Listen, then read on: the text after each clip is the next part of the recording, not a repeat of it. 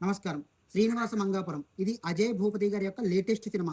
ఈ సినిమా యొక్క ప్రత్యేకత ఏమిటంటే, మహేష్ బాబు గారి యొక్క అన్న కొడుకైనటువంటి జయకృష్ణ గారు ఈ సినిమా ద్వారా హీరోగా ఎంట్రీ ఇస్తున్నారు. అజయ్ భూపతి అనే దర్శకుడు టెక్నికల్‌గా సాలిడ్‌గా ఉండి, తన కథల పట్ల పూర్తి కన్విక్షన్‌తో ఉండే దర్శకుడు. ఆయన సినిమాల్లో రచన అనేది చాలా వీక్‌గా ఉంటుంది. మీరు ఆయన సినిమాల్లో స్టోరీస్‌ని గమనిస్తే ఒక ప్రవాహంలాగా, ఒక ఫ్లోలాగా వెళ్ళిపోకుండా ముక్కలు ముక్కలుగా అతికించినట్లుగా తెచ్చిపెట్టినట్టుగా ఉంటుంది. ఈ సినిమాకు కూడా అదే జరిగింది. ఈ సినిమా వరకు ఆయన ఒక మంచి మూల కథనైతే ఎన్నుకున్నాడు. కానీ దానికి ఒక పూర్ రైటింగ్ తోడవ్వడం వల్ల సినిమా అనేది చాలా డౌన్ అయిపోయింది. మీకు ఏ కథలోనైనా సరే ట్విస్ట్ అనేది సడన్ గా రావాలి, ఆడియన్స్ ని సర్ప్రైజ్ చేసి వెళ్ళిపోవాలి. అంతేగాని ఇప్పుడు మీకు ట్విస్ట్ ఇస్తాను, తర్వాత వస్తుంది, మీరు వెయిట్ చేయండి అని చెప్పేసి కథని సాగదీస్తే చూసే ఆడియన్స్ కి చిరాకు వచ్చేస్తుంది. సినిమాలో కథ అనేది ఫస్ట్ హాఫ్ లో ఒకలాగా, సెకండ్ హాఫ్ లో ఒకలాగా జరుగుతూ ఉంటుంది. దాన్ని దర్శకుడు కూడా రెండు హాఫ్ల్ని కలిపి ఇంటర్లింక్ చేస్తూ ఒకే కథ అని చెప్పే ప్రయత్నం చేశాడు. కానీ అది కథలో ఎక్కడా కూడా సహజంగా కూర్చోలేదు. ఒక అమ్మాయి ఒక అబ్బాయిని ప్రాణంగా ప్రేమించి మెమోరీ లాస్ వల్ల ఆ అబ్బాయిని మర్చిపోతే, ఆ అబ్బాయి తన ప్రేమను మళ్ళీ ఆ అమ్మాయికి గుర్తు చెయ్యాలి అని అనుకుంటే గనక అక్కడ చాలా చాలా బలమైన సీన్లు పడాలి. కానీ ఒక్కటి కూడా పర్లేదు. అలాంటి బలమైన సీన్లు రాయలేక దర్శకుడు వెంకటేశ్వర స్వామి మహిమని, నువ్వని, నేనని, మనసని, ఆలోచనని తెగ్గొట్టేశాడు. ప్రేమ అనేది కేవలం 2 అక్షరాల పదం మాత్రమే కాదండి. అందులో ఎంతో బాధ, తపన,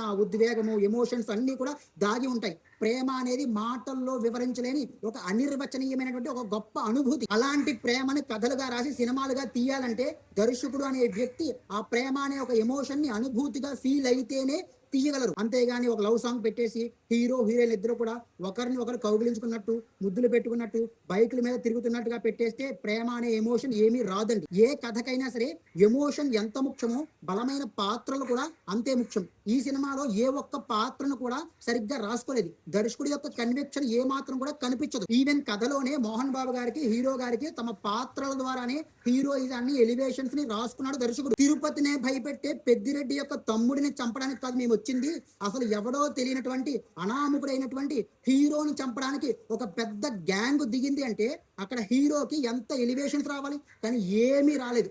రైటింగ్ లో పాడు చేశాడు దర్శకుడు. ఈవెన్ మోహన్ బాబు గారి యొక్క పాత్ర కూడా ఒక్కటంటే ఒక్క సరైన సీన్ కూడా పడలేదు. ఆయన పాత్రకి విపరీతంగా ఎలివేషన్స్ ఇవ్వడానికి ఆస్కారం ఉంది, కానీ ఇవ్వలేదు.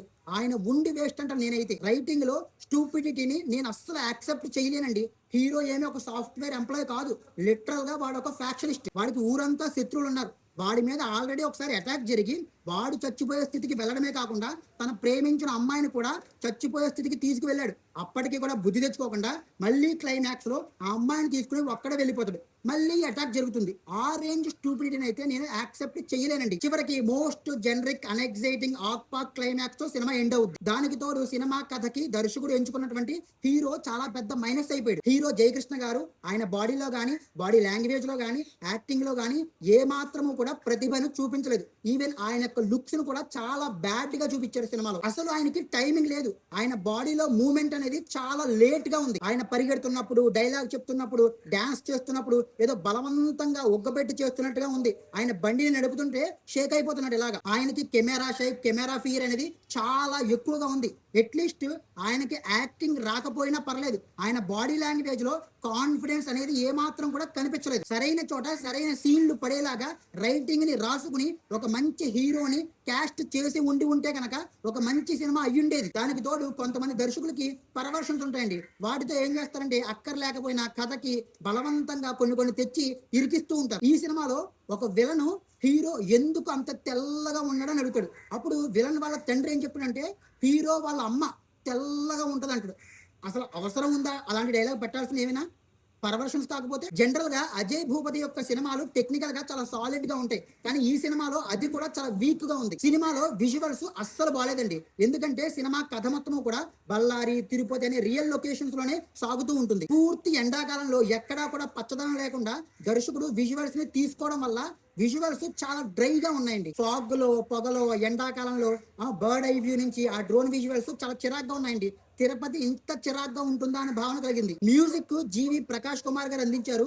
అసలు సాంగ్స్ కానీ బ్యాక్గ్రౌండ్ స్కోర్ కానీ ఏమీ బాలేదు. ఇంకా ఆర్టిస్టుల యొక్క పర్ఫార్మెన్సెస్ విషయానికి వస్తే హీరో గారి గురించి ఎంత తక్కువగా మాట్లాడుకుంటే మనకు అంత మనశ్శాంతిగా ఉంటది. హీరోయిన్ రాషా తడని గారు చూడడానికి చాలా అందంగా ఉన్నారు. బట్ పర్ఫార్మెన్స్ విషయానికి వస్తే ఆవిడ కూడా బాగా చెయ్యలేకపోయారు. కానీ ఒక్క విషయంలో మాత్రం ఆమెని చాలా మెచ్చుకోవాలి. ఆమె చిన్న చిన్న ప్రమోషన్స్ లో కూడా పాల్గొన్నారు.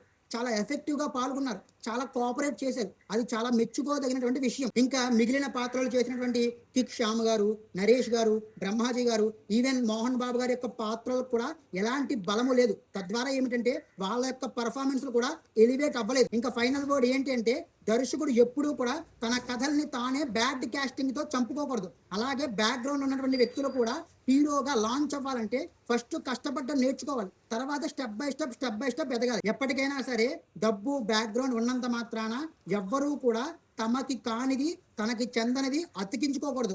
అలా అతికించుకుంటే అది పొదగదు. ఇంకా సినిమా విషయానికి వస్తే సినిమాలో దర్శకత్వం బాలేదు, రచన బాలేదు, ఆర్టిస్టుల యొక్క పర్ఫార్మెన్స్లు బాలేదు, టెక్నికాలిటీస్ బాలేదు. ఇంకా సినిమా ఎలా ఉంటుందో మీరే ఊహించుకోవచ్చు.